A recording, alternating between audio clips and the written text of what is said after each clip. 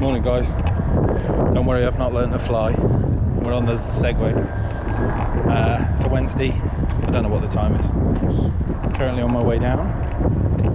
It's a lovely bright day today. We have parking sensors to do first, and then I've got to check out speakers on a Vauxhall Corsa that aren't working right. It's got a water leak, and then we're jumping back on with the van. More morel stuff, morel stuff, subs, amps. We get another delivery today. Another 4-channel amplifier coming in from Wavetech. So we'll look forward to that one. But I'm going to get off to work, and I'll see you in a bit. Happy Wednesday, my dudes. Middle of the week. See you a bit.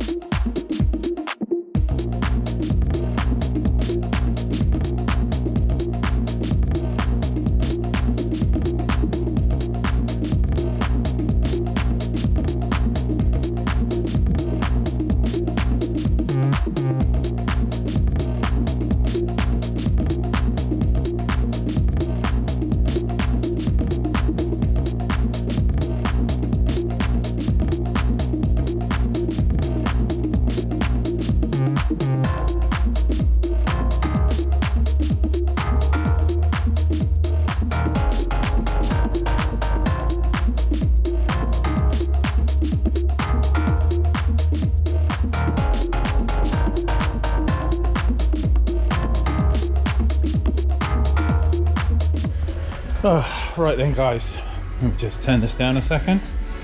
So we were going to be doing some parking sensors this morning first thing, but it turns out the sensor kit that I've got, this customer's already had some parking sensors fitted, and he went to a safari enclosure and the monkeys ripped out the parking sensors.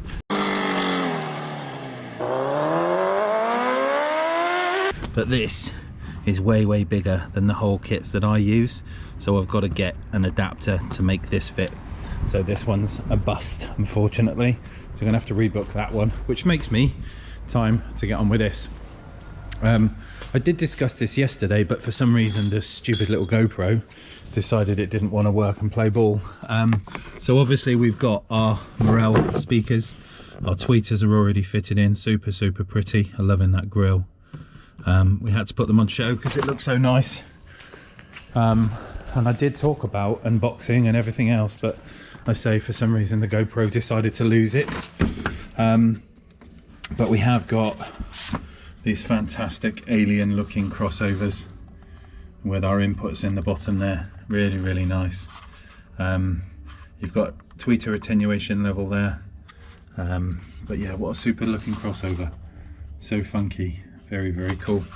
And our mid-range, that's our driver.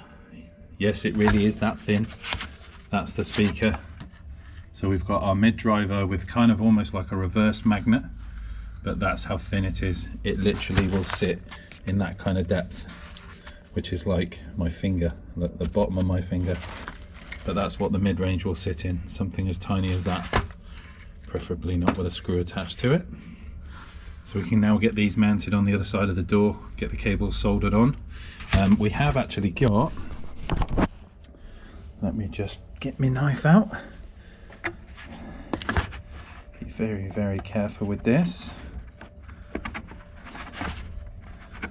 Just pop out, there we go, pop out the grill. They do things rather nice, Morel. All of their logoing and kind of branding is very swish. But here's our speaker, carbon fiber front, very cool. Carbon fiber. and then obviously our mid driver, and it just looks like a flying saucer, doesn't it? How cool. There's your alien and the flying saucer. Truly amazing. Can't wait to switch these on with the amp, which is on its way, and we can have a little listen and a play. See you soon.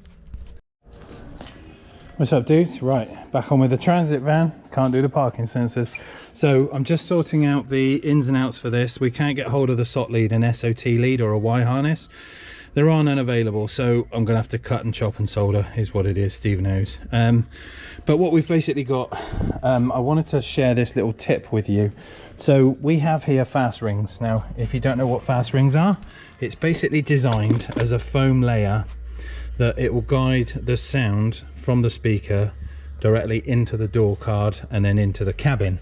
So you basically have that foam ring will butt up against this, and it will travel make the sound travel through the speaker rather than losing it around the door card.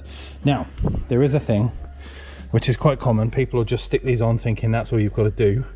But when you put the door card on, it will lie on top of this, and what it does is it moves the fast ring across the speaker and holds it in or traps it, whatever, does damage to the speaker. So the first thing I've done is I've cut off the surround, so we've got no sharp bits sticking out. And then here's a little tip. Get a tape measure. You find a hole for a trim clip as close to the speaker as possible, and you measure off that trim clip. Now we've roughly got this one here, which will give me the same standing as where the speaker grill will sit. The base of the trim is about 3 inches. See that? So it'll be level with this bit here. So from there to there is just a smidge over 3 inches. So then we go back to our car, we find that same corresponding hole, and we can measure just over 3 inches so that the grill is snug. A little bit of push is fine, but what we don't want is it sat like this and folding over. And then you can measure to see how far you need to trim back your foam in order to make things fit.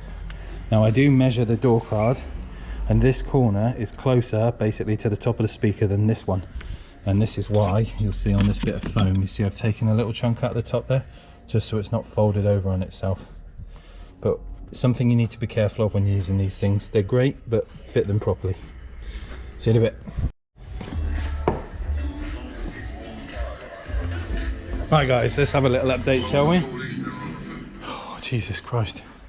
So, here's our door finished. This is now gone back together. So we've got Dynamat all the way now across the back here, stopping vibrations. God, listen to that, what a difference. We've got wheel arch, step inside behind the toolkit, underneath the battery tray, end to end, all up underneath the feet, to the middle and to the side, to the window, to the wall. Yeah! So yes, that's pretty much all we can do down here. I'm waiting on the amp being delivered. We've got our tweeter cable now run down to there, and our tweeter cable run down to there. We've made our connections for the door speakers, and I've figured out which one's which from the standard stereo, ready to cut. So we'll run feed down into the amp, feed up for the mid, and obviously the tweeters will already be here. So tweeters and amplifier and everything, crossover amplifiers are going to be under the seat with the sub, but this bit's all done, that bit's all done. We're done with the dynamatting down here. I just need to figure out how we're going to mount the amp, the sub, and then we can get basically the seat back in and start bolting things up. Once that's done, it's kind of power from the battery across and set things up, kind of get going. So we're kind of, happy enough to say it, we're kind of on the home straight. I'm sweating like a pig. But I'm gonna chill for a minute, have a puff on my vape and calm down. See you in a bit, bye. Right, my little cheese and tomatoes, let's have an update, shall we? Jesus, I am pooped. This is the face and hands of hard-working man. So we are pretty much almost getting there. Seats are back in, everything is dynamatted. Obviously some sound treatment on the bits that are known to vibrate. We've got our big power feed running through to a fuse there.